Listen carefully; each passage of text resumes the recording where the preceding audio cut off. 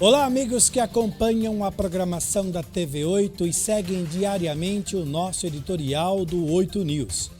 Em cumprimento e respeito às determinações da Prefeitura e também do Governo do Estado de São Paulo, como parte do Plano SP, que é numa estratégia aí para retomar com segurança a economia do Estado durante a pandemia do coronavírus e principalmente no combate à disseminação da doença, estamos nesta semana seguindo a orientação de permanecer em casa. A nossa equipe operacional de produção e jornalismo, assim como milhares de paulistanos, estão aí cumprindo à risca as determinações. Portanto, excepcionalmente nesta semana, teremos uma edição diferente, mas não deixaremos de levar até você, amigo telespectador, os principais fatos e notícias que movimentaram o Brasil e o mundo. A informação não para no 8 News. A partir de agora, você irá acompanhar no 8 News Expresso as reportagens com o noticiário do dia de hoje. Agradecemos profundamente a sua compreensão e também, claro, o carinho de sempre da sua audiência, pois juntos nós vamos vencer mais essa batalha. Estamos fazendo a nossa parte, então faça a sua também. Fiquem agora com os principais fatos que movimentaram o Brasil e o mundo no dia de hoje. Na tela do 8 News, roda!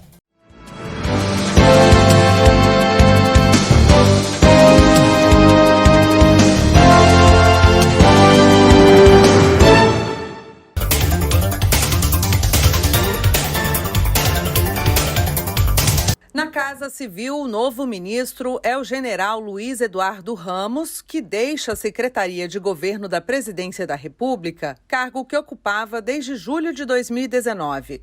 O general Braga Neto, que estava à frente da Casa Civil, assume agora o Ministério da Defesa, no lugar do general Fernando Azevedo. Na Secretaria de Governo, assume a deputada federal Flávia Arruda, que deixa a cadeira na Câmara para fazer a interlocução do governo com o Congresso Nacional. No Ministério da Justiça, entra o delegado da Polícia Federal, Anderson Gustavo Torres, no lugar de André Mendonça, que agora assume novamente a Advocacia Geral da União. Mudanças também no Itamaraty. Quem assume é o embaixador Carlos Alberto Franco França, assessor especial da presidência. Ele entra no lugar de Ernesto Araújo, que estava à frente da pasta desde o início do governo.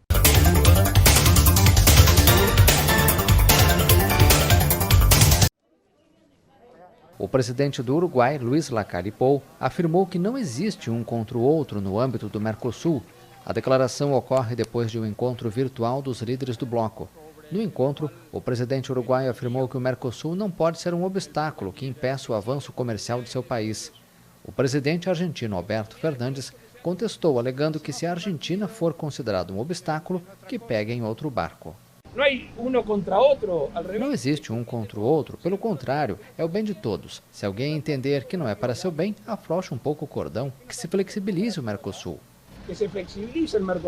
A polêmica no bloco ocorre no âmbito das discussões para autorizar os 4 sócios a negociarem separadamente acordos comerciais com terceiros. Lacalle Pou disse que no Uruguai se fala da flexibilização do Mercosul pelo menos desde 2006.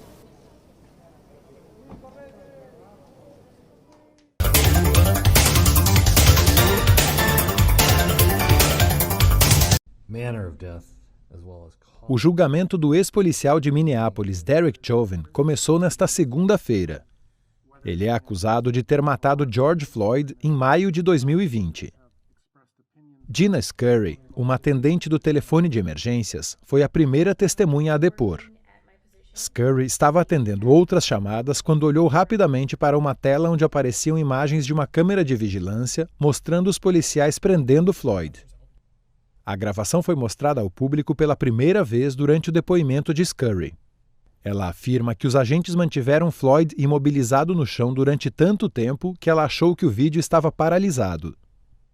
Scurry também declarou que fez algo que nunca havia imaginado que teria que fazer: chamar a polícia por causa da polícia. Ela entrou em contato com o supervisor dos agentes policiais porque temia que algo não estava bem. My instincts were telling me that something's wrong. Something is not right. I don't know what, but something wasn't right. A defesa de Chauvin alega que o ex-agente usou a força necessária para imobilizar Floyd, que, segundo suas afirmações, havia ingerido drogas para escondê-las da polícia. Chauvin está sendo acusado de homicídio doloso, homicídio culposo e homicídio involuntário.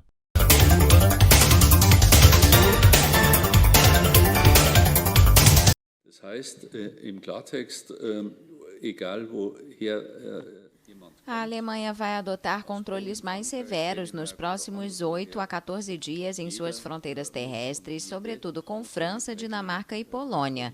O país vai pedir aos viajantes seus testes de Covid-19 em uma tentativa de frear a pandemia. O Ministério do Interior destacou que os controles serão aleatórios e feitos em território alemão após a passagem pela fronteira. As ações acontecerão em uma faixa de até 30 quilômetros no território alemão, a partir da fronteira, e serão reforçados durante o fim de semana de Páscoa. O ministro destacou que os policiais não poderão forçar o retorno a seus países das pessoas que infringem as normas, mas poderão impor multas a quem não mostrar um teste negativo feito há menos de 48 horas ou a quem não preencheu o formulário eletrônico antes de entrar no país. As pessoas que procedem de uma zona de alto risco, como a França, terão que respeitar uma quarentena de 10 dias após a chegada.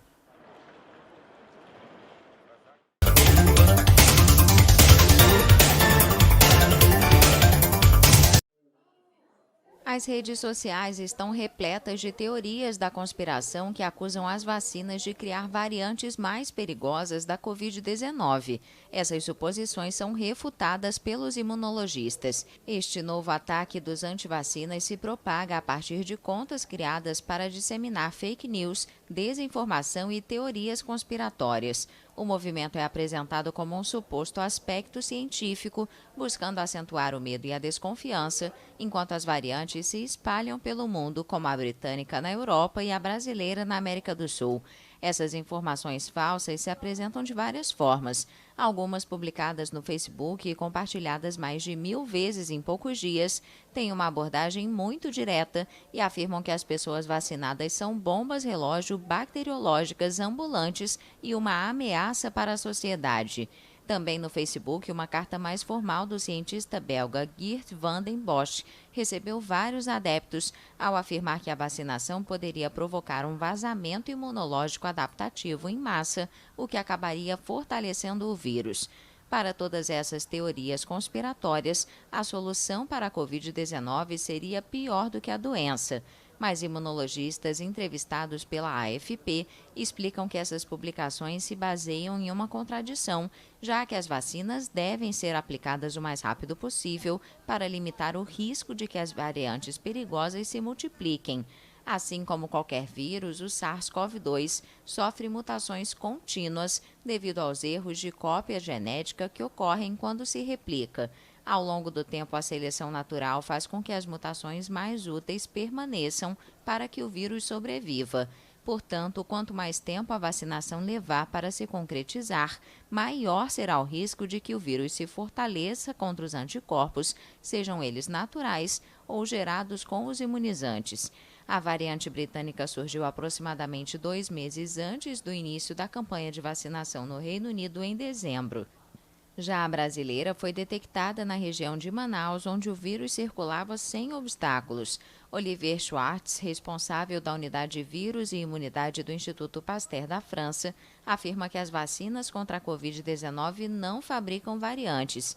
Ele diz que o risco é que elas não sejam suficientemente eficazes para impedir essas mutações.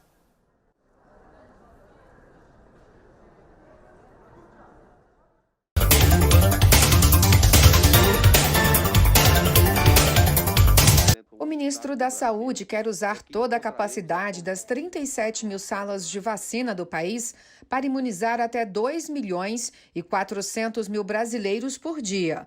Para chegar neste patamar, segundo Marcelo Queiroga, é preciso acelerar nos próximos 3 meses a entrega das doses contratadas pelo governo, que totalizam 535 milhões de unidades até o fim do ano.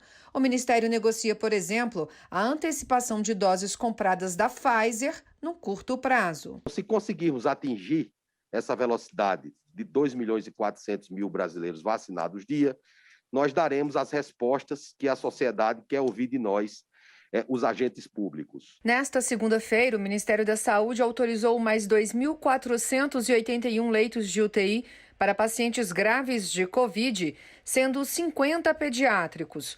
Um repasse de 113 milhões de reais em parcelas mensais para custear os leitos em 23 estados e no Distrito Federal. E para garantir os estoques de oxigênio medicinal, o Ministério já distribuiu 1.000 cilindros aos estados. Agora busca apoio de outros países para continuar o transporte desse insumo. Nós já providenciamos uma importação de caminhões usados. A nossa necessidade é de 50 caminhões. Nós já fizemos a importação de 13 caminhões do Canadá. Na audiência no Senado, o ministro da Saúde também destacou a importância de qualificar os profissionais que atuam na linha de frente para ajudar a reduzir o número de pacientes que morrem após a intubação. E para que não faltem recursos humanos, o Ministério decidiu prorrogar por 1 ano a permanência de 2.900 profissionais que atuam pelo programa Mais Médicos, cujos contratos seriam encerrados agora em abril. Os senadores cobraram medidas mais rígidas para conter a disseminação do vírus e o ministro voltou a alertar sobre a importância do uso de máscaras e outros cuidados, especialmente durante as celebrações da Semana Santa. Se todos os brasileiros usassem máscaras, nós teríamos um efeito quase igual ao da vacinação. Então, usar máscara é uma obrigação de todos os brasileiros.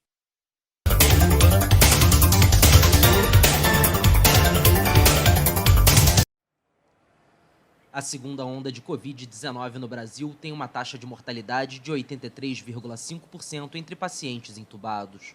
Os dados foram compilados por uma equipe da Fiocruz, associada à Universidade de São Paulo, que desde 15 de fevereiro do ano passado coletam informações de hospitais públicos e privados. De acordo com o chefe do estudo, o índice evidencia a fragilidade do sistema de saúde, que já vinha sofrendo com falta de investimento nos últimos anos e ficou sobrecarregada pela grande quantidade de casos do novo coronavírus.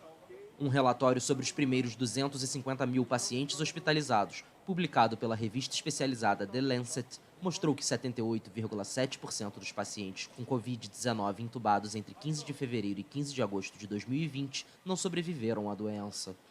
Essa taxa de mortalidade já era superior à de países como Reino Unido, Alemanha, Itália e México, este o que mais se aproximava, com taxa de mortalidade de 73,7%.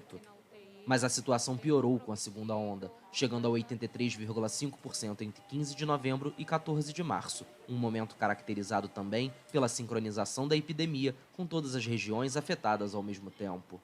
Algumas disparidades chamam a atenção, como a taxa cair para 25% em um hospital particular de primeira classe, como o Hospital Sírio-Libanês em São Paulo, ou para 36% no Hospital Público de Referência Emílio Ribas, também na capital paulista. Mais de 313 mil pessoas morreram de Covid-19 no Brasil, número superado apenas pelos Estados Unidos.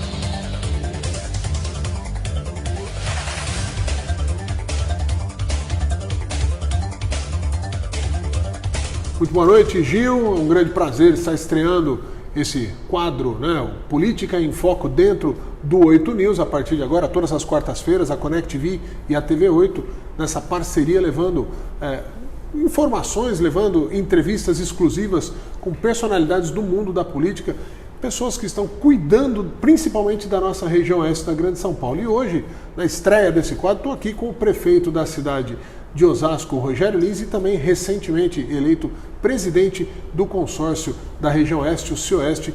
Muito boa noite, Rogério Lins, prazer estar aqui mais uma vez. Um prazer te receber, é um prazer estar aqui falando com vocês nessa estreia desse programa, para a gente discutir e falar um pouquinho sobre Osasco, sobre a região, né, e o consórcio oeste, que é um dos maiores consórcios do Brasil, e a cidade de Osasco, que graças a Deus hoje vive um momento muito importante de recuperação econômica. A gente tem boas notícias para passar para todos que nos acompanham. Vamos começar falando da cidade de Osasco, que na semana que vem comemora 59 anos. Quando foi fundada a cidade, quando foi emancipada, você não tinha nascido ainda, você é um prefeito muito jovem. Como que é essa parte até pessoal, de realização pessoal, de estar à frente de uma cidade tão grande como Osasco, nesse aniversário de 59, já preparando, né? Aí em 2022, os 60 anos, uma marca importante para a cidade. Tudo que eu tenho na minha vida eu devo ao Osasco, né? Eu tive a felicidade de nascer aqui, eu vou completar 43 anos, graças a Deus vou completar também 17 anos de vida pública. Foi aqui que eu estudei, foi aqui que eu montei meu primeiro negócio, que eu conheci minha esposa, que minhas filhas nasceram. E é uma cidade que ela é apaixonante e que não para de crescer graças à força do seu povo. Mas é óbvio que a gente tem que fazer uma menção muito honrosa e respeitosa e de gratidão aos emancipadores, né, na pessoa do seu Setter, né, os autonomistas que um dia acreditaram que Osasco podia deixar de ser um bairro da capital e virar essa grande potência do Brasil. E graças a Deus, né, nesses 59 anos de Osasco, nós vamos ter importantes entregas para a população. Infelizmente, devido à pandemia, num novo formato, vamos ter shows, grandes celebrações, inaugurações com públicos limitados, mas assim, entregas importantes na educação, na saúde, no lazer, na infraestrutura, na segurança. Eu acho que a melhor maneira de se retribuir estar prefeito de uma cidade como Osasco é no aniversário dela se entregar equipamentos públicos de qualidade. A gente tem visto que Osasco apresenta números que são até assustadores no bom sentido, que mesmo na época da pandemia, principalmente quando fala de emprego, são números impressionantes, de manutenção e até de crescimento. Isso se deve um pouco, talvez, a uma mudança ou uma coisa que Osasco já mostrou na sua história, uma adaptação muito rápida aos novos tempos. Quer dizer, Osasco era uma cidade que tinha muito pouco de infraestrutura, de repente virou um grande polo industrial. Quando isso se alterou, muito rapidamente se desenvolveu para a parte dos serviços e do comércio, e agora as grandes empresas de tecnologia chegando. Quer dizer, essa maneira rápida e ágil da população e da cidade se adaptar aos novos tempos está ajudando nessa manutenção de empregos e até crescimento? Foi todo um planejamento construído por várias pessoas, inclusive alguns deles fora do serviço público, pessoas que primeiro reduziram o imposto, né? O ISS era 3% em Osasco, nós baixamos para 2%. Isso fez com que a gente pudesse atrair empresas que montavam sede em Barueri, em Santana de Parnaíba, entre outras cidades da região. Osasco, geograficamente, ela tem uma localização muito estratégica, cortada pelas principais rodovias, avenidas, muito próximo da capital. Então isso, além da mão de obra qualificada, polo universitário, são características que colocam Osasco como uma das principais esquinas do Brasil. E nós assumimos Osasco como a 17ª melhor cidade para se montar um negócio. Ela, no primeiro ciclo de governo, ela virou a 13ª e recentemente, por esse instituto que avalia bienalmente a evolução das cidades do Brasil, Osasco hoje é a 3ª melhor cidade do Brasil para se montar um negócio, perdendo somente para a capital e para Florianópolis. Então ela adaptou muito rápido para essa nova vocação de ser uma cidade de serviço e virar aí o Vale do Silício da nossa região metropolitana do estado de São Paulo. Você, a gente está acostumado aqui na cidade há muitos anos, a gente vem falando desses números, né? Era a 9ª economia, virou a 7ª, e agora é a 3ª a melhor cidade do Brasil para se abrir um negócio, tal. Mas você fala muito, muitas vezes no seu discurso, nas suas falas, você deixa esses números de lado e fala muito de qualidade de vida, que você quer, nesse seu segundo mandato, melhorar a qualidade de vida da população. Como que faz isso? Aonde está a tua percepção? O que precisa ser melhorado? Porque as conquistas, elas são divulgadas com bastante frequência. O que você acha que ainda falta e qual o caminho que está sendo tomado para que essa qualidade de vida realmente chegue na ponta, que é a população? Osasco é a cidade da família. E a família ela tem que ter serviços públicos e acolhimento em todos os setores e todos os sentidos.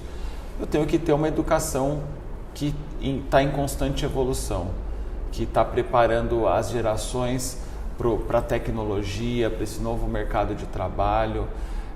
Eu tenho que ter uma cidade cada vez com mais segurança, com cada vez mais opções de lazer, que as pessoas sintam totalmente contempladas nos mais diversos serviços públicos, a pessoa tenha cada vez mais orgulho de morar aqui, a pessoa possa ir em qualquer canto da cidade de Osasco e não perceber tantas desigualdades como quando nós encontramos a cidade.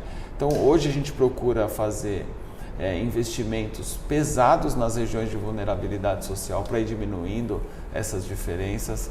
A gente tem procurado fazer investimentos na educação para que o aluno das regiões mais periféricas consiga fazer uma aula online como um aluno que mora numa região com mais infraestrutura. Então é preparar a cidade como um todo, né, sem aquelas divisões como ainda acontecem. Às vezes você encontra uma pessoa lá na Zona Norte e fala: a senhora vai para onde hoje? Eu estou indo lá para Osasco. Como se não tivesse num lugar que pertencesse à cidade. Né? Porque as pessoas sempre têm aquela impressão de quando precisa procurar algum serviço público de qualidade, elas precisam vir para a região central.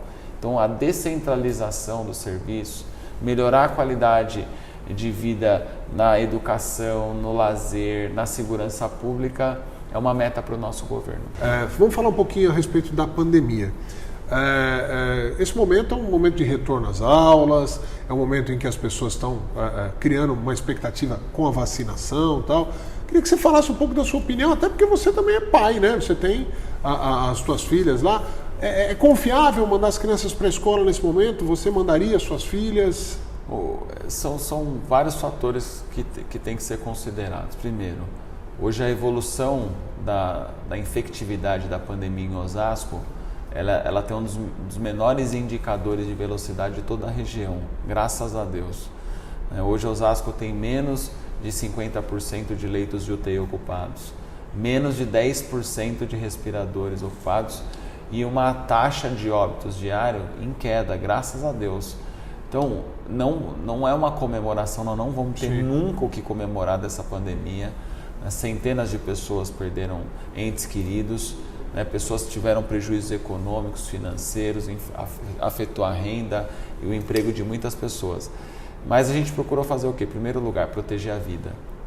Então, enquanto nós não tivermos segurança epidemiológica, a gente não vai colocar a vida de ninguém em risco. Então, agora começou um programa de imunização. As pessoas do grupo de risco, os idosos, vão começar gradativamente a serem imunizados conforme nós formos recebendo vacinas do governo federal. Segundo ponto, nós vamos voltar com percentuais reduzidos de alunos por sala de aula. Então, vendo todas as experiências que aconteceram no mundo, a gente trouxe um modelo para Osasco com distanciamento, com higienização, que a gente consiga ainda isolar aqueles profissionais que são do grupo de risco. Esses não vão voltar, porque eu tenho que me preocupar com a criança, eu tenho que me preocupar que essa criança pode ser um vetor da doença de levar para casa, e eu tenho que me preocupar com o profissional da educação também, porque ele vai estar lá diretamente envolvido com uma operação que envolve mais de 70 mil alunos por dia. Só que a gente não deixou de abastecer a questão da merenda, a gente continua com o cartão merenda em casa, né? A gente agora, dia 15 de fevereiro, uma nova parcela vai ser depositada, está ajudando muitas famílias, tem 3, 4 filhos. E muitas crianças, a única alimentação nutritiva que ela tinha durante o dia é a merendinha na escola. Então a gente vai continuar mantendo isso. E mesmo quando voltarmos parcialmente às aulas, nós vamos fazer um cálculo, porque ela vai participar 2, 3 vezes por semana das aulas. Os dias que elas não participarem, ela vai ter o complemento também no cartãozinho. Quando mesmo retorna às aulas? Dia 1º de março, se a gente mantiver esse quadro.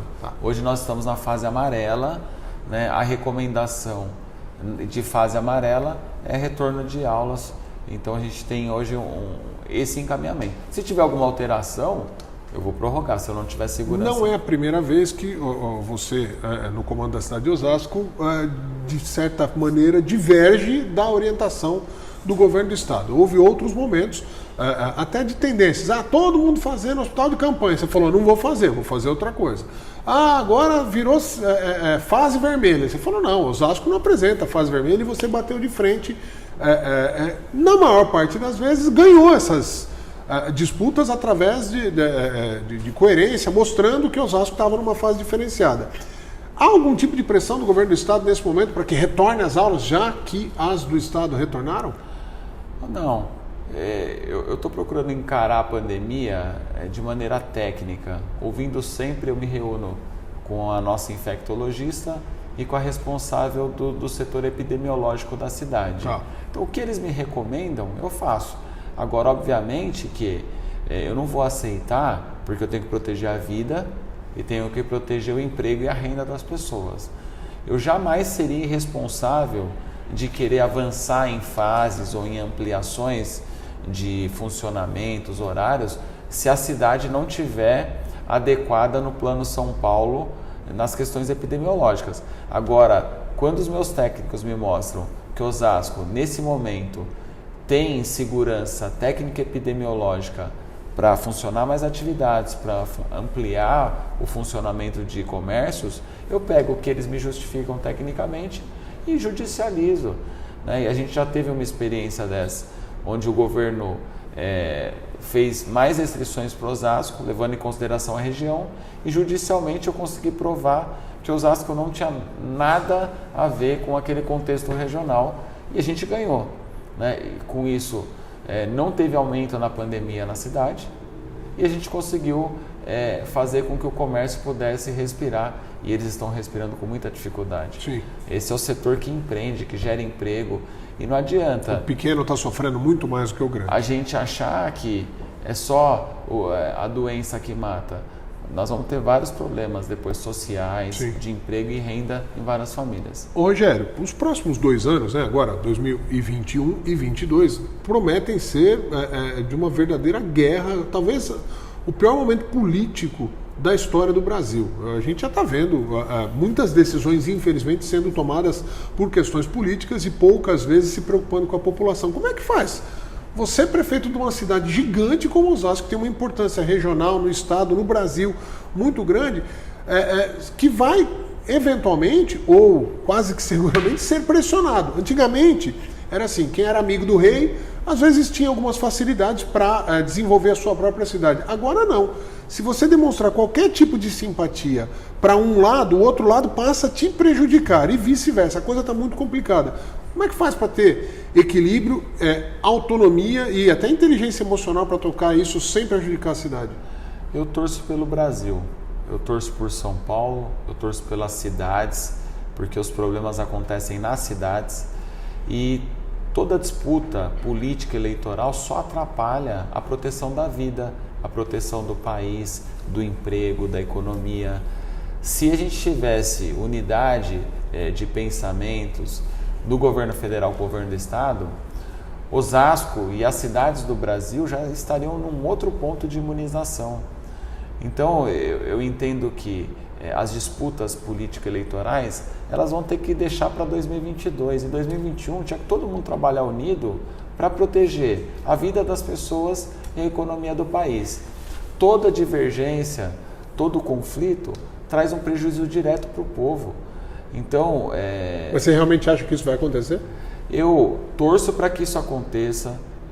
Eu tenho dialogado com algumas pessoas do governo do estado para que a gente melhore esse diálogo com as cidades e também que faça um esforço de melhorar esse diálogo com o governo federal, porque cada produção de vacina que atrasa é um problema a mais para as cidades, porque a gente fica com insegurança em várias tomadas de decisões e, obviamente, que se a gente tiver o povo totalmente imunizado, a gente funciona as cidades com toda a força que ela precisa na economia, na geração de renda. Então, eu torço muito por isso e eu quero que o Brasil vá bem e que São Paulo vá bem. E a eleição, nós vamos decidir em 2022. Para finalizar, vamos falar do Cioeste. Você, novo presidente do Cioeste, primeira vez que você tem essa incumbência, né, essa responsabilidade de gerir um consórcio, talvez na região mais próspera de todo o país, né? Uma região que tem uma importância para a economia social, cultural, esportiva muito grande. Como é que está esses primeiros dias de gestão aí e lidando com outros políticos, outros prefeitos consagrados, né? Você tem lá Rubens Furlan, o Igor Soares, eu estou citando dois deles, mas vale todos da região que estão, pelo que eu acompanhei nas últimas reuniões e na última em específico, estão todos empenhados aí em realmente criar esse conceito de regionalidade. A gente criou uma unidade, uma parceria imensa no primeiro ciclo de governo, entraram novos prefeitos com esse mesmo sentimento. Eu fiquei muito feliz de ser indicado pelos prefeitos para assumir esse desafio. Óbvio que as pautas regionais, quando tratadas em conjunto, elas custam menos para as cidades, elas têm mais resultado e obviamente que a gente também tem muito mais força para cobrar nos investimentos do governo do estado e do governo federal. Afinal, o maior consórcio do Brasil e hoje as nossas cidades representam 10% do PIB do estado de São Paulo. E óbvio que eu estou fazendo um exercício junto com outros consórcios, né, fazendo uma verdadeira união municipalista e mostrando que as cidades juntas, os consórcios juntos, eles têm muita mais força para pleitear aí, investimentos do governo do estado e do governo federal.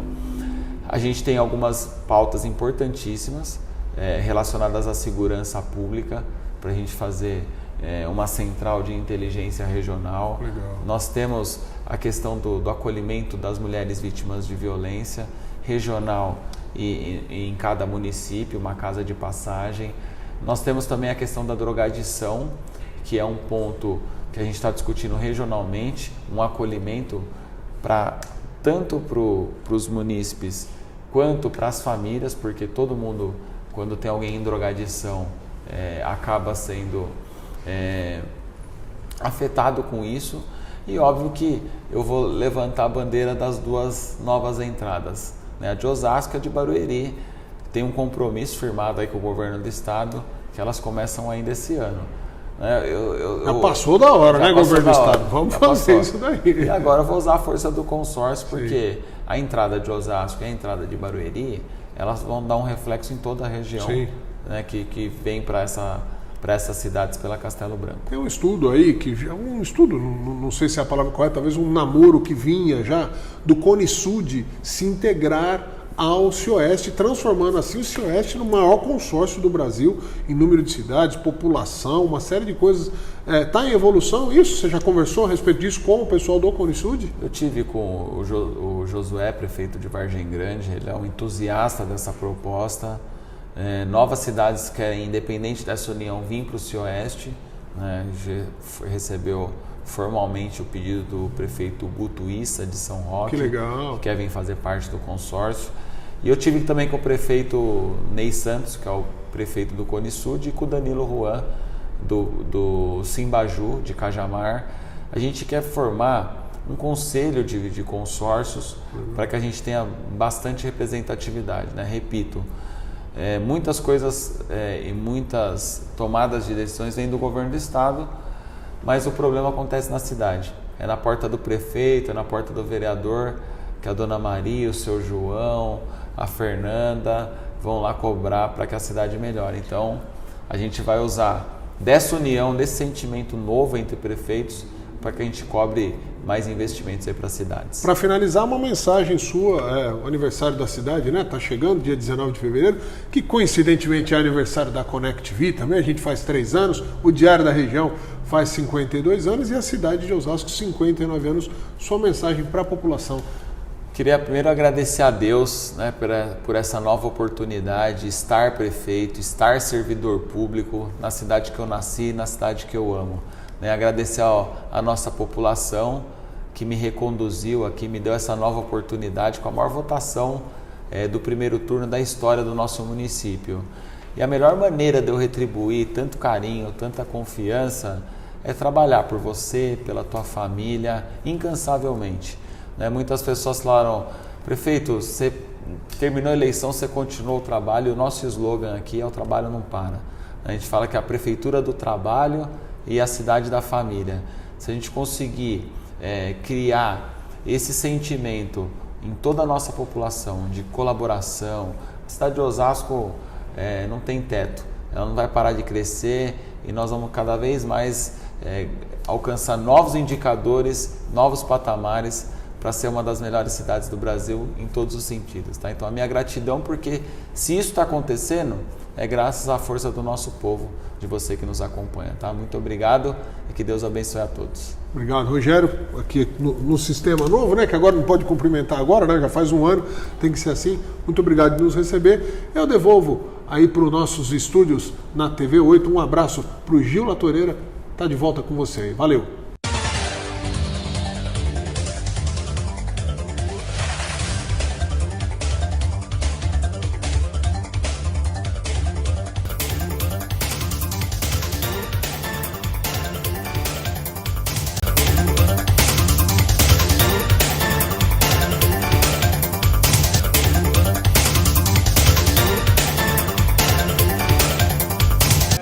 O projeto Pão do Povo da Rua entrega café da manhã a quem precisa de tudo. A produção é feita aqui, com doações, na maior parte, de pessoas físicas. Cada pãozinho desses tem muito mais nutrientes que um pão comum de padaria. Pensando num pão mais nutritivo, um pão com um sabor mais pronunciado que possa ser consumido puro, sem nenhum recheio, um pão mais macio, porque muitos dos acolhidos não têm dentição, né, ou têm uma dentição falha. A piora da pandemia agravou a situação de quem sobrevive de doações. A equação é simples e não fecha. De um lado, as doações diminuíram. De outro, aumentou o número de pessoas que precisa de ajuda. Antes da pandemia, o projeto Pão do Povo da Rua entregava 1.500 unidades por semana em 3 dias de ação. Hoje, o café da manhã é servido todos os dias no centro de São Paulo. Ao todo, 7.000 unidades por semana. E tem muita gente que fica sem. Para você que está em casa, que tem alimento, graças a Deus, no prato, na mesa, tenta exercer um pouco da empatia e pensar em quem não tem. No ABC Paulista, a Casa Neon Cunha vive uma realidade parecida. A ajuda é voltada à população LGBT+, pessoas que sofrem com a fome e com o preconceito. Em 2020, a casa conseguiu entregar cerca de 200 cestas básicas. Mas agora, com a queda nas doações, esse número não chega a 40. A gente hoje está recebendo dos que tem menos, gente. A gente está recebendo um pouquinho de quem tem pouco. E se a gente pudesse receber mais de quem tem mais, um pouquinho de quem tem mais, é muito para a gente.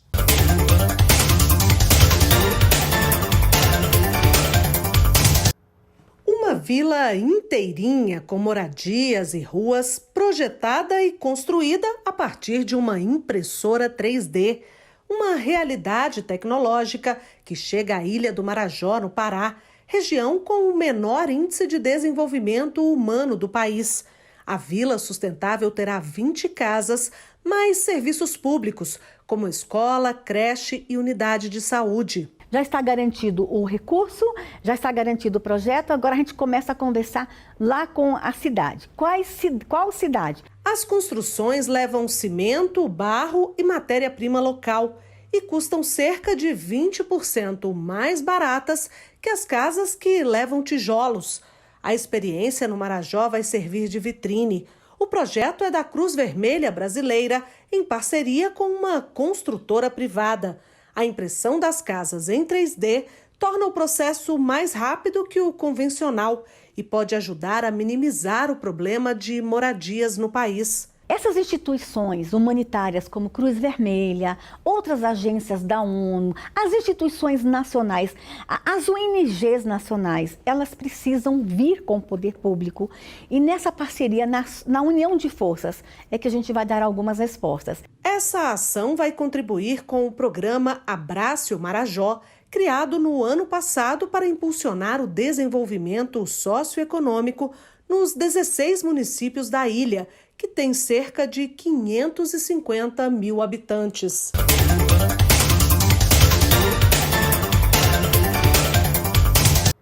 O CIS-Obra-Pref, desenvolvido pelo SERPRO, é de fácil execução, tanto para cadastramento quanto para o envio dos dados, e substitui 2 sistemas antigos da Receita que já foram desativados. Sob pena de multa, todas as prefeituras e administrações regionais do Distrito Federal são obrigadas a comunicar mensalmente à Receita a lista de concessão de alvarás de construção civil e de habite-se. Se não ocorrer liberação, é preciso declarar ausência de movimento. A nova ferramenta vem agilizar e facilitar todo esse processo e está disponível no Centro Virtual de Atendimento ao Contribuinte, o ECAC, e deve ser acessada com o certificado digital. Mais de 300 prefeituras que se cadastraram no CIS-Obra-Pref Web, emitindo com isso, isto é, cadastrando e transmitindo mais de 350 alvarás em torno de 250 habites. O contribuinte também será beneficiado, pois ao inscrever uma construção civil no Cadastro Nacional de Obras, poderá importar as informações do alvará correspondente. Esse sistema traz grande benefício para as prefeituras, para o contribuinte e para a própria Receita Federal.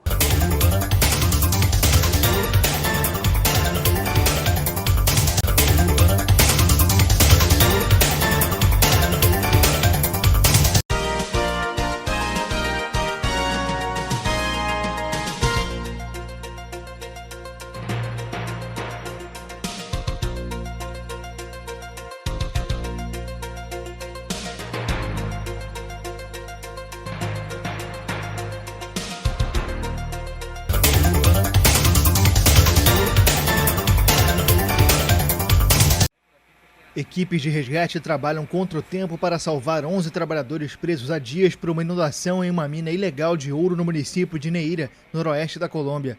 Os mineiros estão presos em um buraco de 17 metros de profundidade, inundado na sexta-feira por fortes chuvas na região. De acordo com a Agência Nacional de Mineração, a equipe de resgate usa bombas motorizadas para remover a água. O ministro de Minas e Energia, Diego Meza, admitiu em um vídeo enviado à imprensa que a comunicação com os mineiros e a entrada na região tem gerado dificuldades. Acidentes do tipo são frequentes na Colômbia, onde as rendas da mineração ilegal de ouro superam as do narcotráfico, de acordo com autoridades. A ANM afirma que 33 pessoas morreram em acidentes em minas de ouro em 2021, contra 171 mortes em emergência de mineração em 2020. A atividade mineira legal representa, junto com o petróleo, o principal produto de exportação da economia colombiana.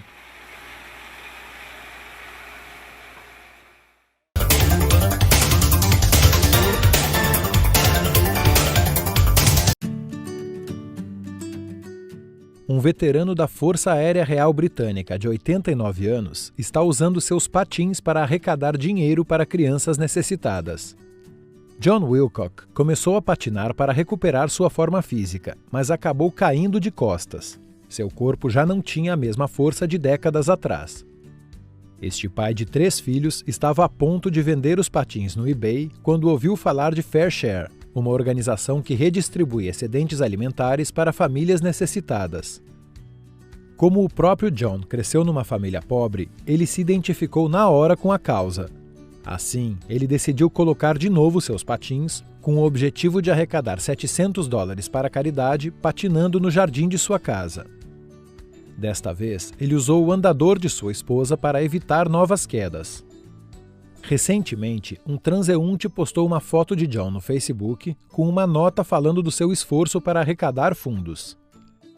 Pouco tempo depois, este professor universitário aposentado havia ultrapassado sua meta de $700. Atualmente, ele já conseguiu mais de $9.000 e pretende continuar arrecadando fundos durante os próximos 9 meses.